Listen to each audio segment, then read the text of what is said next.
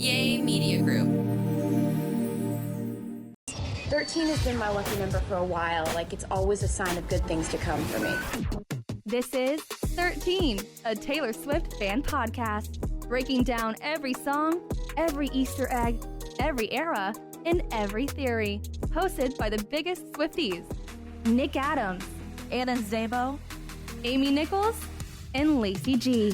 Welcome to 13, a Taylor Swift fan podcast. I'm Nick Adams. I'm Anna. Amy. And I'm Lacey G. And today we have the very difficult task of picking our favorite tracks from Evermore. We're each going to pick our 5 favorite tracks and hope we don't hurt other tracks' feelings in the process. I mean, there's no right or wrong way to do this. You just kind of have to go with what you're feeling today. And because I know when I made my list last night, it's changed since then. Mine has too. Yeah. And we traditionally do this on the podcast. We pick our 5 favorite songs before we break down an album.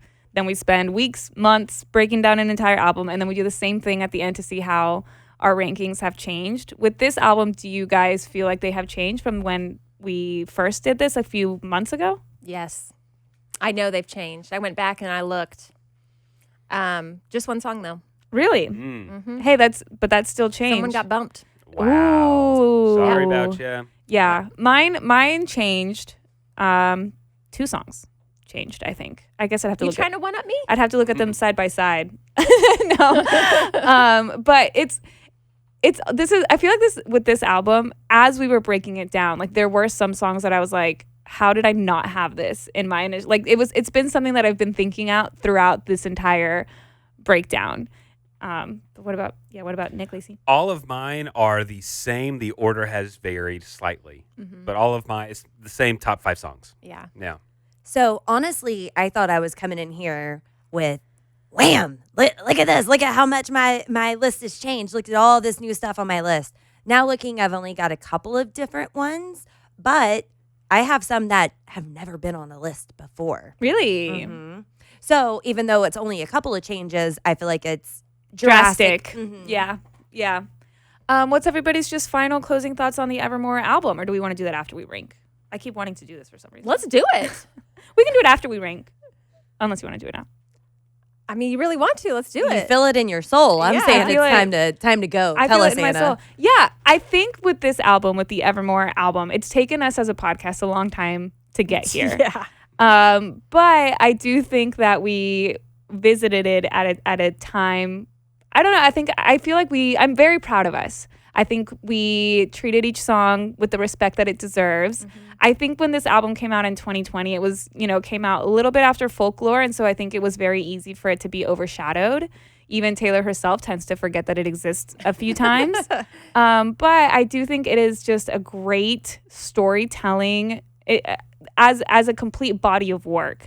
I think when we look at it like each song individually, I think it's really, really cool. But I think when you kind of like take a step back and look at the entire album and the different endings and the deluxe songs and things like that, and look at it as an entire just body of work, a piece of art, I think it's absolutely incredible. And I'm sorry to Evermore for not giving it the respect that it has always deserved. Whenever I listen to this album, whether it's when a song comes up on shuffle or if I listen to the album all the way through, I always have to take a step back and just think like, what great writing. Yeah. What great lyrics. Like what incredible like ideas she's putting down with her pen onto the paper, and it comes through on the tracks. Just like what a well-rounded artist she is to write songs like this and to convey the emotions that she's feeling, and like super poetic, sometimes like sad and tragic, sometimes hopeful. Like it's just amazing that she's able to do that so well. Yeah. And Evermore is just such a great example of her songwriting and how she's progressed as an artist. And I mean, it's some of her strongest writing, I think. And I know that that's what she really takes to heart, is like how great her writing is. Mm-hmm. And some of these lyrics are just top tier. Mm-hmm. And so it's just amazing. Yeah.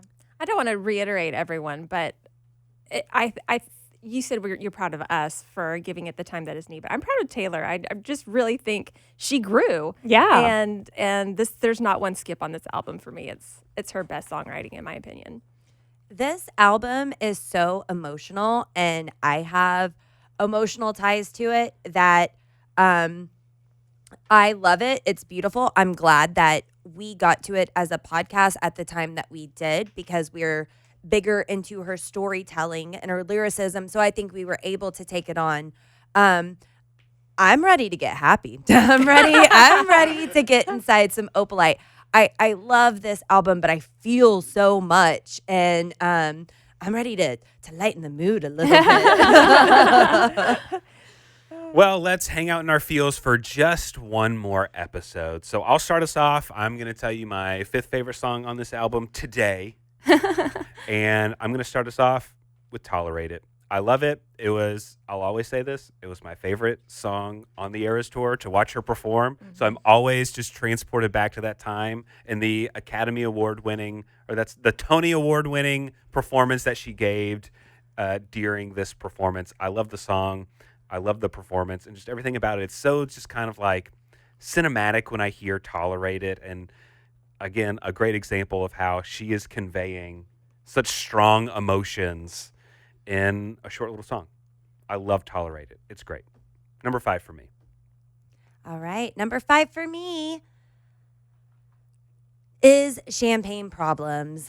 Going back to the Eras tour once again, I do love Tolerate It from the Eras tour, and I love the song in general. I remember as she was setting the table, and I looked over at Amy, and we said at the same time, Tolerate It. We just knew our very first Eras Lay the table tour. with the fancy shit. Yeah, it was beautiful. But Champagne Problems has been a banger from the get-go, from first listen.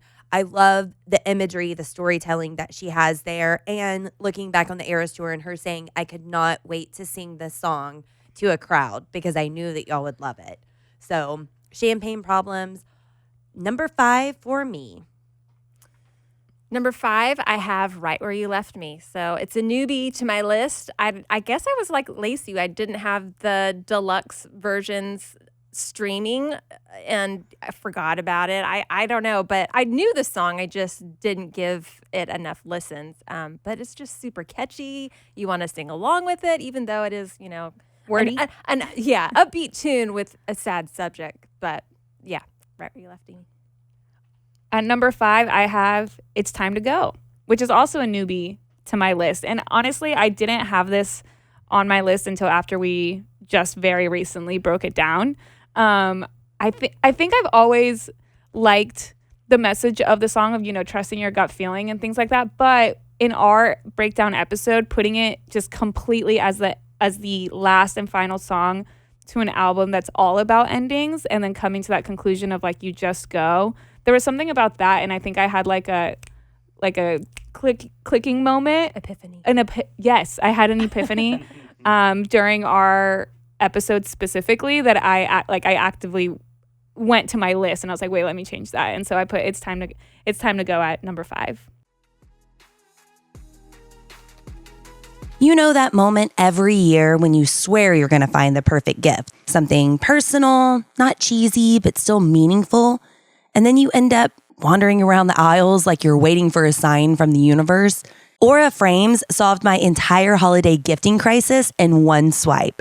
For me, the magic is how effortless it is to make this digital photo frame personal. I can preload photos to it before it even ships, and once they plug it in, I can keep adding pictures and videos from anywhere. It becomes this living, breathing scrapbook of our real life, updating all year long. Don't wait. Win the holidays now with Aura Frames. For a limited time, save on the perfect gift by visiting auraframes.com to get $35 off Aura's best-selling Carver matte frames. Named number 1 by Wirecutter by using promo code Taylor Swift Fan at checkout. That's AURA frames.com, promo code Taylor Swift Fan.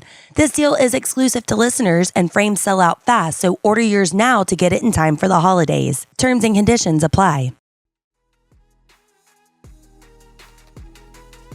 I want to say we swayed Anna, but actually it was Taylor Swift's writing that swayed But her. I think it was Taylor Swift's writing along with our dialogue about it. So for me, number 4 is going to be Champagne Problems. The songwriting is top tier. The bridge is amazing. And there's just something about this song that just the entire fandom, like we instantly rallied around this song. Yeah. And it just became, I don't know, kind of just an iconic song in the Swiftie-verse. and because so many people just connect to it and love it so much. And I also love how simple it is.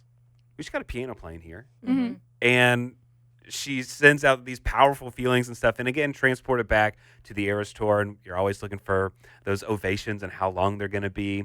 And so it just kind of takes me back to so many different memories along with the songwriting. So Champagne Problems is number 4 for me. And it matches your hat. Yes, I'm wearing from Taylor Fest, their merch, always the best merch. It's a yellow hat, and it says fucked in the head, right? Isn't that what it says? Yeah. And absolutely love this song. So really good. At Swifties in the City, Grayson gave me a special friendship bracelet that said something similar to that because he was like, I know you love that lyric. So I thought that was really sweet. Number 4 for me, this isn't a surprise. It's been on my list for a while, but Coney Island. If you can say something, because we were like the mall before the internet, it was the one place to be. I love that line. Sorry for not winning you an arcade ring. Just the imagery that she uses between Coney Island, between something as popular as the mall that's not popular anymore. Having all those comparisons, the duet of them together is just beautiful. So Coney Island had to make the list despite some of the new ones coming on. But number 4 for me, Coney Island.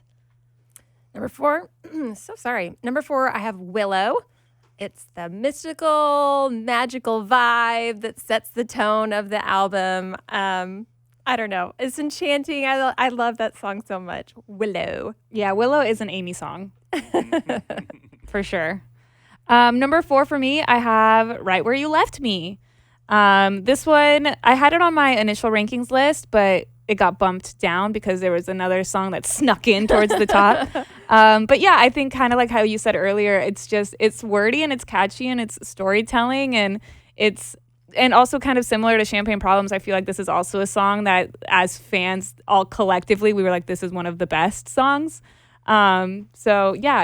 And I do think that once again, I think our breakdown in our episode of it made me appreciate it a lot more. So yeah, Right Where You Left Me is number 4 for me.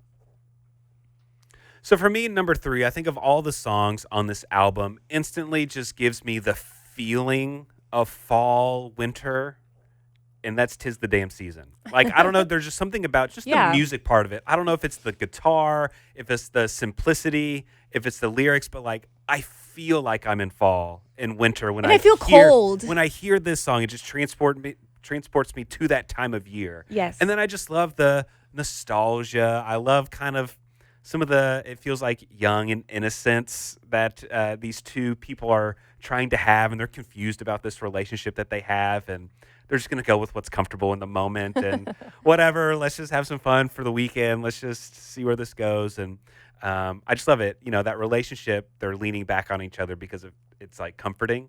And to me, this song, it just feels kind of comforting for some reason. So 'Tis the Damn Season for me is number 3. All right, number 3 for me.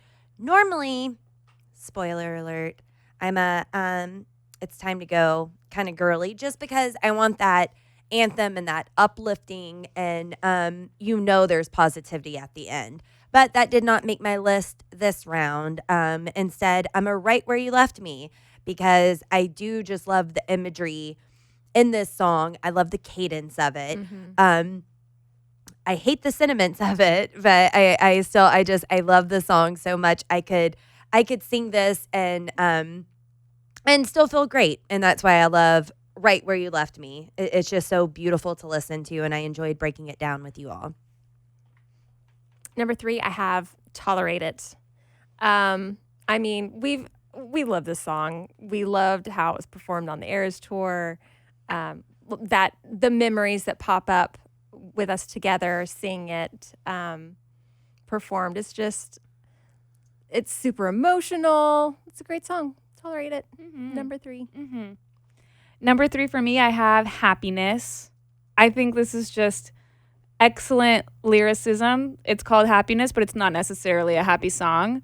But I do think that this is one of those songs where it's like when we've had this conversation before of like when you want to prove to someone that Taylor Swift has good songwriting and good lyricism, some of the lyrics from Happiness are the ones that I turn to.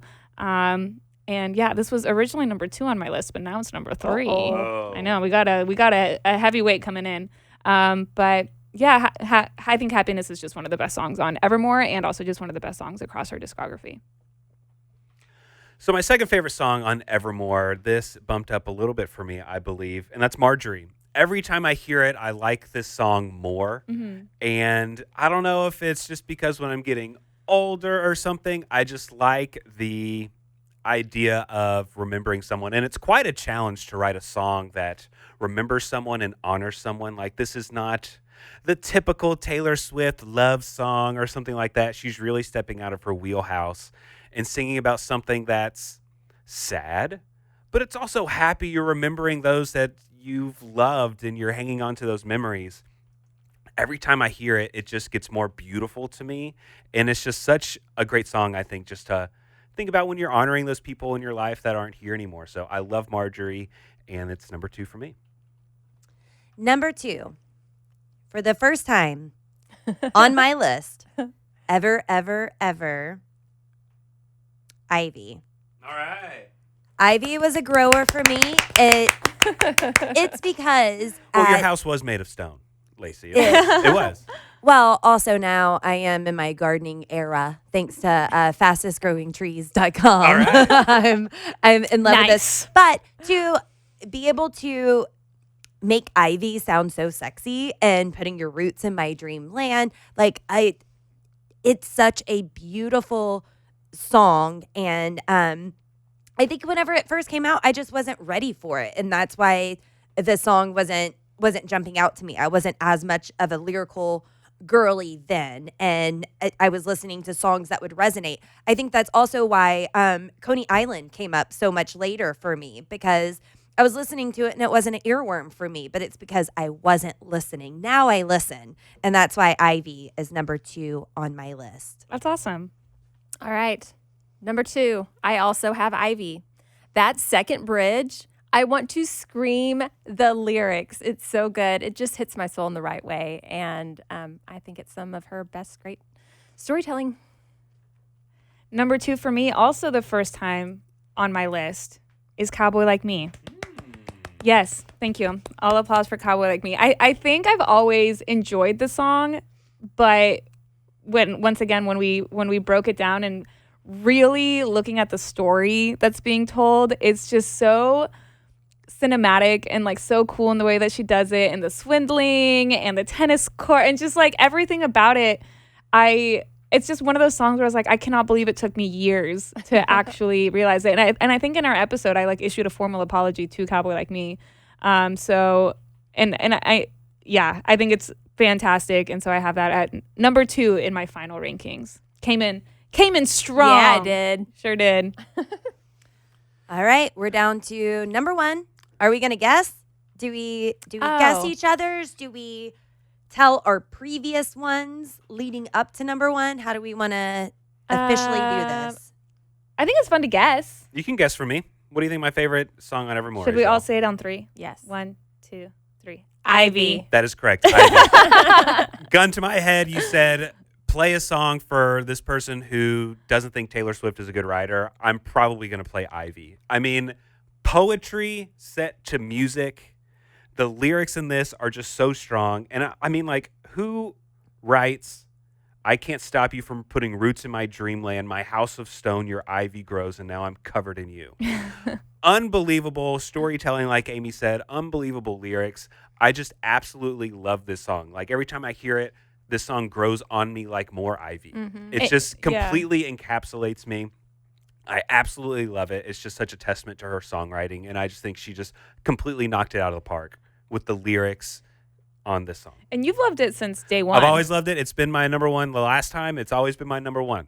There's something about this song. It hooked me right away, and the other songs are great. Really love these other songs, but just nothing's topping Ivy for me on this album. It's so good. And so I have to assume that was number 1 at your initial rankings. It was. As well. It certainly was. Yes. So I love Ivy. All right, number 1. Wait, should we guess? Who knows me? I kind of heard you whispering over there before we started recording, and I heard you say Willow. So I'm going to go with Willow, but I don't know. Maybe you were talking about honorable mentions. I don't know. I'm going to say Willow. Yeah, I was going to say Coney Island, but that you already said that on your list. So I'll go with either Willow or Cowboy Like Me. Nick? I was going to say Cowboy Like Me. All right. Well, I'm very ashamed to say that Amy, my longest partner in this room, does not know me. You heard me say Willow because I was finding my spot from where we did our initial rankings, and Willow is the first song. Yeah. Shoot. Yeah, but luckily, Nick and Anna do know me. This has never been on my list before, period. And Ivy and Cowboy Like Me have always been two of Amy's favorite songs. And I'm very sorry, Amy, that you did not convince me. Or I guess that I didn't listen. You not for lack of trying, but those were always your favorites. But listening to the breakdown, doing the research, and honestly, knowing that this is Taylor and Travis's song made me pay attention to it more. And it's such great storytelling. What happens in the end, up for interpretation, kind of like this whole album. I love it. I'm so sorry that I skipped on 1 and 2, Cowboy Like Me and Ivy, for so long that I did not understand the hype. I'm hyped. I'm number 1, number 2 hyped, and I'm in now. So number 1 for me, Cowboy Like Me. Was that your number 1 the first time? No, Cowboy Like Me and Ivy are the two that were brand new on my list. So Time to Go and Tolerate It dropped off my list. And then the ranking still changed. Yeah. Champagne Problems was number 1 for me. It's number 5 for me now. Okay, that's interesting. Mm-hmm. Okay, it's time to guess Amy's favorite song on this album. Have you said Cowboy Like Me yet, Amy? I have not. Because it's number 1. Cowboy Like Me. All right, yeah, Cowboy That's Like safe Me. to say, guys, that Cowboy Like Me is number 1. I think it's the two flawed people. And I can relate to that because we're all flawed. We're human. But Well, speak for yourself. I'm just kidding. Kidding. But I'm kidding. it just sounds so peaceful, and the imagery is just so wonderful. And I don't need to convince everybody it's a great song. So And you've been a Cowboy Like Me defender since day 1. yeah, and it was my ranking initially. So Beautiful. yeah. All right, let's see. Anna's favorite song on Evermore. What have you had so far? Oh, I know what it is. Do you want me to tell you the 4 that I already Sure. said? From bottom to top, It's Time to Go, Right Where You Left Me, Happiness, Cowboy Like Me. Tolerate it? Long story short.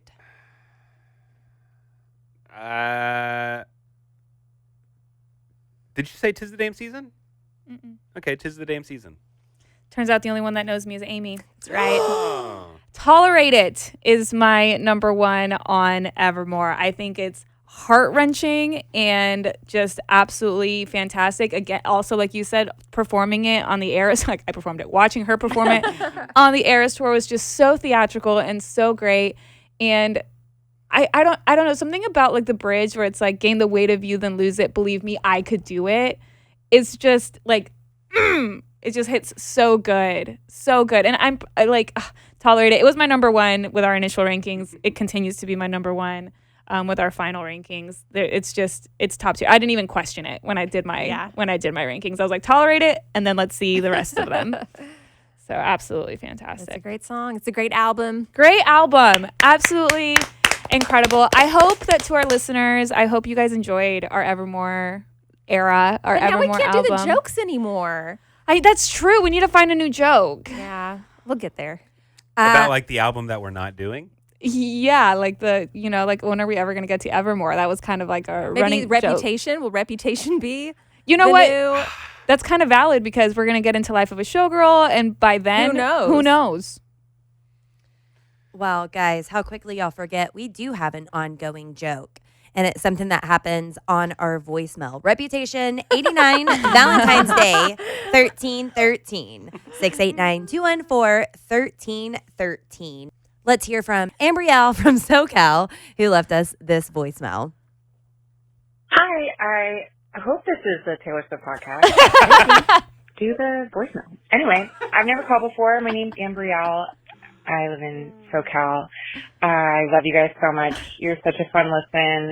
I was just watching the Jimmy Fallon Taylor interview, and I love the segment that Jimmy is doing with Taylor where they listen to snippets of her album together because it's so much fun to watch Taylor enjoy her own art with Swifties, because he clearly has chosen only Swifties for the audience. I mean, most of them are in merch. I mean, it's just, they all know the words. It's wonderful. And I just love watching her vibe to her own joy in her art. No one would have had more fun at the Eras tour than Taylor herself. So I feel like she's getting like a little bit of a taste of that feeling of just like being a fan of herself. And I love that she's just vibing. Ambrielle, love that voicemail. Thank you for leaving it. And I love that this is our introduction into getting into the life of a showgirl, because Taylor Swift has given us so much for this cycle that we have not gotten into yet. So we will be hearing all the late night gossip and all this stuff. She's been doing all these tours and interviews, and she's feeding us so much. And we get to get into all of that in the life of a showgirl era. We have a lot to cover. I'm so excited. You know, Ambrielle has a really good point. There's a lot of actors that refuse to watch themselves on screen. Like, they just won't do it. They just say, I perform in front of the camera, and then that's it. But musicians, I assume they have to write a song, and they have to listen to it 100 times to get it right and perfect it. And then so it's like you kind of it have to be a fan of your own work, and then, yes, performing it several times on tour. every single To the night. point where you get sick of it. Yeah, so to see Taylor just kind of vibing out to it for the first time in public, when she's already heard these songs 200 times each, and she can still have fun with them, it is a pretty fun thing to see. There's a playlist on Apple Music that is like Taylor Swift's favorite songs, and it's the stuff that she would listen to and some of her own work. And I think it's so great. I assume Apple threw it together, but she loves her own work, guys. Hey, you got to be your own biggest fan, you know? But that's awesome. And that voicemail is just making me think of Taylor Swift enjoying herself at the Eras tour. It reminds me of that photo of Travis Kelce putting the 22 hat on her at the wrap of the Eras tour whenever he threw her the Eras tour theme party. Yeah, I mean, I think she said in the trailer for the docuseries that it's something that it's like she's the most proud of the Eras tour, you know? So, And rightfully so. rightfully so. And I'm sometimes I think about it, like I'll be driving, listening to Taylor, and I'll just like think of all of the insane work that she put in, her and everyone else, the dancers, every single person that was involved with the Eras tour, like all of that work. And then like, I wonder, you know, when it ends afterwards, you're just like, you know, but it's like, you feel so proud. I think that's like, I'm just so excited for the docuseries. Mm-hmm. Another thing that Taylor Swift is really, really proud of is the life of a showgirl. She said she wanted that album to be a perfect representation of the Eras tour. And that's why we're so excited to be getting into it next and breaking down that album. But Christina from Cincinnati wanted to share an immediate theory after watching The Life of a Showgirl in theaters. Hi, this is Christina from Cincinnati, Ohio, and I just watched the movie for The Life of a Showgirl, and I thought I should call you guys to see if we're like on the same page.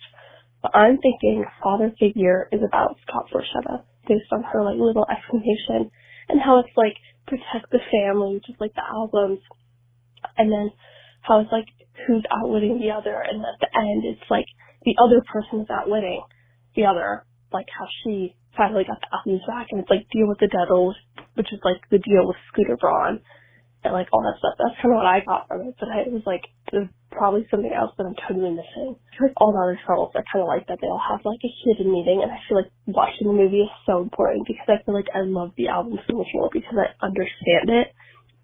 And sometimes I was like, what? And now I'm like, oh, that makes so much sense. Like when you think about it in the context of the song and why she wrote it.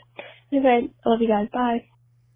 That was Christina, our one Ohio listener. A listener That's in it. Ohio. She's it. That's not an ongoing joke. But I do love that Christina left the theater and then called us immediately Yeah. That's to really share the cute. theories. So just so fun hearing from people. So excited to get into this next chapter, Life of a Showgirl, with all of our friends. Well, that does it for Evermore. Thank you so much for listening to 13, a Taylor Swift fan podcast. If you haven't already, subscribe to us on whatever podcasting platform you're listening to us on right now. All the ways to contact us are in the description of this podcast. And we will see you in our next era. Round of applause for Evermore. Thanks for listening to 13, a Taylor Swift fan podcast. Subscribe for free and leave a positive review on Apple Podcasts, Spotify, or Google Podcasts.